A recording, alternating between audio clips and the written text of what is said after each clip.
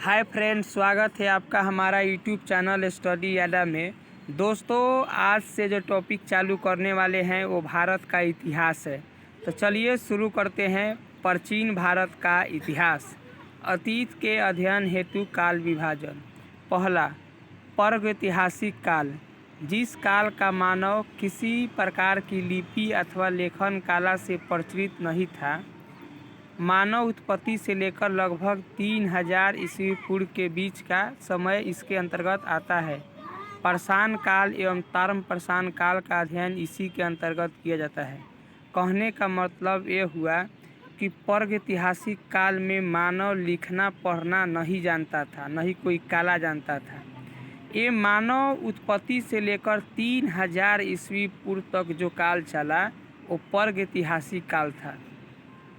उसके अंतर्गत जो पाषाण काल हुआ, ताम्र पाषाण काल हुआ, इसी के अंतर्गत आता है। दूसरा है अर्धैतिहासिक काल। जिस काल का मानव किसी न किसी प्रकार की लिपि से परिचित था लेकिन वह लिपि अभी तक पढ़ी ना गई हो। हड़प्पा सभ्यता एवं वैदिक सभ्यता इसी के अंतर्गत आता है। कहने का मतलब ये हुआ कि अर्धैतिहासिक काल में मानव लिखना पढ़ना जानता था। जो लिखा पढ़ा है वो अभी तक पढ़ा नहीं गया है। जो लिखा गया है वो अभी तक पढ़ा नहीं गया है। उस काल को अर्धैतिहासिक काल कहते हैं। यानी हड़प्पा सभ्यता में जो लिखा गया है वो अभी तक कोई विद्वान उसे पढ़ नहीं पाया है। तीसरा है ऐतिहासिक काल। जिस काल का मानव किसी न किसी प्रकार की लिपि से परिचित था और वह लिपि पढ़ी जा चुकी हो, अर्थात मानव के जिन क्रियाकलापों का हमें लिखित विवरण प्राप्त होता है वह विवरण पढ़ा जा चुका हो, उसे इतिहास कहते हैं। 5वीं शताब्दी ईसा पूर्व से लेकर वर्तमान तक अध्ययन इसी के अंतर्गत किया जाता है।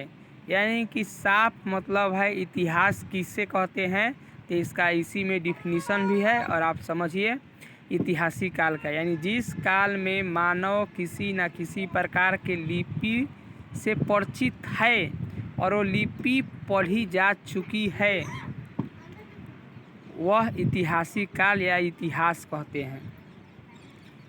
5वीं शताब्दी ईसा पूर्व से लेकर वर्तमान समय तक ये सब ऐतिहासिक काल के अंतर्गत आता है। चलिए दोस्तों, मेरा वीडियो पसंद है तो लाइक कीजिए, सब्सक्राइब कीजिए, दोस्तों को शेयर करना ना भूलिए।